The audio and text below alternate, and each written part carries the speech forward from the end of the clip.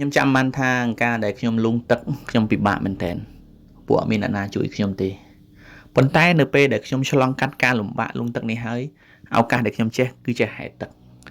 នៅពេលដែលខ្ញុំចេះហែលទឹកហើយគឺខ្ញុំងាយស្រួលជាងមុនមានន័យថាខ្ញុំបាននៅលើផ្ទៃទឹកទាំងមិនខ្លាច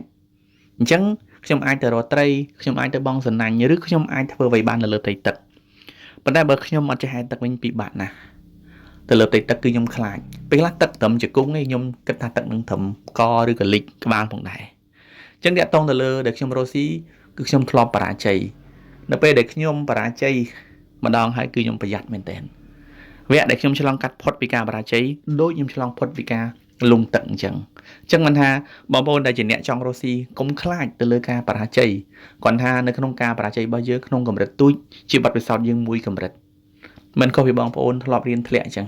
បើសិនជាបងប្អូនរៀនឌុបមួយឆ្នាំទៀតខ្ញុំជឿជាក់ថាបងប្អូនប្រកាសជាប្រកែជាងមុនរឹងមាំជាងមុនខ្លាំងជាងមុនអញ្ចឹងមិនថាកុំខ្លាចការលង់ទឹកកុំខ្លាចការបរាជ័យហើយកុំខ្លាចរៀនឌុបថ្នាក់ទៀតដែរណា